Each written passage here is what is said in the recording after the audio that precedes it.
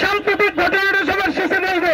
তার আগে গত 2-4 বছরে শুধু ভারতে কি পরিমাণ সাম্প্রদায়িক দাঙ্গা হয়েছে এইটা আপনাদেরকে শুধু একটা আন্তর্জাতিক মিডিয়ার হেডলাইন পড়ে শোনাতে চাই। ভাইরা আমার, ভারতের হোলির রং মাখার প্রতিবাদে মুসলিম এক ব্যক্তিকে পিটিয়ে হত্যা ও লুটপাটের ঘটনা জাতীয় মিডিয়ায় এসেছে। বিবিসি বলেছে, আপনাদেরকে জানাতে চাই, গতকালকে বলেছে, আজকে দুপুরের খবর যে ভারতের নাগপুরে কারফিউ জারি করা হয়েছে। কারণ আর সম্রাট আওরঙ্গজেবের কবর তারা উচ্ছেদ করতে চায়। আপনারা মনে রাখবেন, সেই বাবরি মসজিদ ভাঙা, সম্বলে মসজিদ ভাঙা, এই ঘটনাগুলো থেকে আওরঙ্গজেবের কবর উচ্ছেদ করা এই কোনটাই বিচ্ছিন্ন ঘটনা নয়। এই উচ্ছেদ করতে করতে তারা একদিন বাংলাদেশের সীমান্ত উচ্ছেদ করতে চায়, তারা শ্রীলঙ্কার সীমান্ত উচ্ছেদ করতে চায়, তারা নেপালের সীমান্ত উচ্ছেদ করতে চায়, তারা পাকিস্তানের সীমান্ত উচ্ছেদ করতে চায়, আশেপাশের সকল প্রতিবেশীদের সীমান্ত উচ্ছেদ করে তারা এইখানে দক্ষিণ এশিয়ায় একটা রাম রাজত্ব প্রতিষ্ঠা করতে চায়। বন্ধুরা আমার, আপনারা জানেন, দেখেন মিডিয়া কিভাবে ফ্রেমিং করে।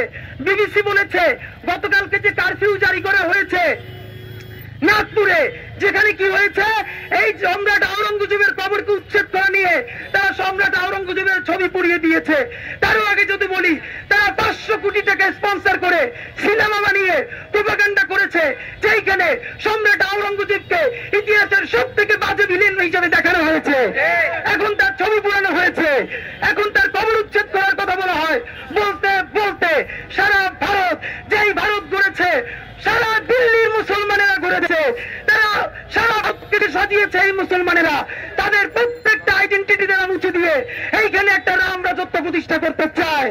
দেখেন, বিবিসি বলেছে 6 জন বেসামরিক এবং 3 জন সামরিক অথবা পুলিশ এইভাবে নিহত হয়েছে। আমরা আপনাদেরকে দেখেন কিভাবে ঘটনার সিগনিফিকেন্স কমিয়ে দেওয়া হয়, বলা হয় বেসামরিক নাগরিক। আরে ভাই, এই যে যেহেতু তোমরা বলছো সাম্প্রদায়িক দাঙ্গা, শিরোনামেও বলছো হিন্দু মুসলিম দাঙ্গা, তাহলে এই 6 জনের মধ্যে কয়জন হিন্দু, কয়জন মুসলমান, কেন তোমরা বলো না? কারণ আমরা দেখি এইভাবে যখন দাঙ্গা লাগে 100 জনের মধ্যে 90 জন মারা যায় মুসলমান, 10 জন মারা যায় হিন্দু। এই 90 জন মুসলমানের নাম তাদের বলতে লজ্জা দেয়, তারা বলে 100 জন বেসামরিক নাগরিক মারা গেছে। এইসব ভণ্ডামি করে এখন আর পার পাওয়া যাবে না। বন্ধুরা আমার, ভারতে 5 বছর বয়সী মুসলিম মেয়েকে বাড়ির উঠানে বলি দিল হিন্দু দম্পতি। ডয়েচে ভেলের নিউজ থেকে বলছি, প্রথম আলো নিউজ করেছিল ছত্তিশগড়ে খ্রিস্টানদের উপরে হামলা, জোর করে ধর্মান্তর। অথচ বাংলাদেশে কি নিউজ করা হয় যে বাংলাদেশে পার্বত্য চট্টগ্রামে অথবা বাংলাদেশে হিন্দুদেরকে নাকি জোর করে ধর্মান্তর করা হয়। অথচ প্রথম আলো পর্যন্ত রিপোর্ট করেছে ছত্তিশগড়ে খ্রিস্টানদের উপরে হামলা, জোর করে ধর্মান্তর।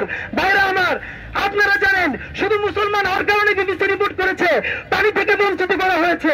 মণিপুরে নারীদের নগ্ন করে ঘোরানোর ভিডিও ভাইরাল করেছে এবং উত্তাল হয়েছিল ভারত। সারা ভারতে তার প্রতিবাদ হয়েছে, কিন্তু তাদের সুষ্ঠু বিচার হয় নাই। নিউ ইয়র্ক টাইমস, আপনারা জানেন, আপনারা হিউম্যান রাইটস ওয়াচ 2019 সালে তারা বলেছে 2015 সালের মে থেকে 2018 সালের ডিসেম্বর পর্যন্ত 44 জনকে হত্যা করা হয়েছে শুধু গরু খাওয়ার অপরাধে।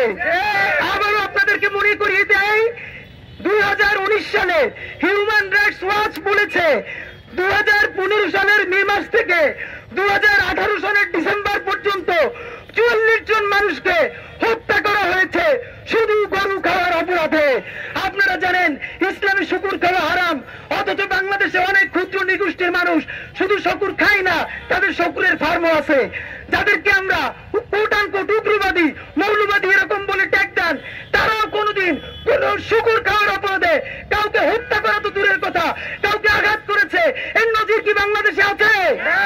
সুতরাং আমরা আপনাদেরকে জানাতে চাই, এইরকম আপনাদেরকে ঘন্টার পর ঘন্টা আমরা বলতে পারবো। সব থেকে গুরুত্বপূর্ণ একটা খবর দেখেন, এটা বিবিসি, আল জাজিরা, CNN সবাই রিপোর্ট করেছে।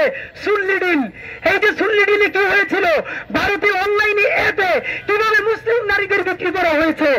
আপনারা বলেন, গত 50 বছরে বাংলাদেশ বা তার প্রতিবেশী দেশের কোন দেশে হিন্দু নারীদেরকে, খ্রিস্টান নারীদেরকে অ্যাপে তুলে বিক্রি করা হয়েছে? এইটা তো IMA জাহিলিয়াতকেও ছাড়িয়ে গেছে। অথচ এই ভারত অ্যাপে তুলে মুসলিম নারীদেরকে শুধু বিক্রি করে নাই, একজন পাইলট যিনি মুসলিম নারী তিনিও দেখছেন সেই হাতে তাকেও বিক্রি করার জন্য নিলামে তুলে দেওয়া হয়েছে। বন্ধুরা আমার, আপনারা জানেন দর্শকদের আগাম মুক্তির দাবিতে যেইটা করা হয়েছিল, আমাদের মুসলমান বোনকে ধর্ষণ করেছিল, সেই দর্শকদেরকে আগেই আদালত তাদেরকে খারিজ দিয়ে দিয়েছে।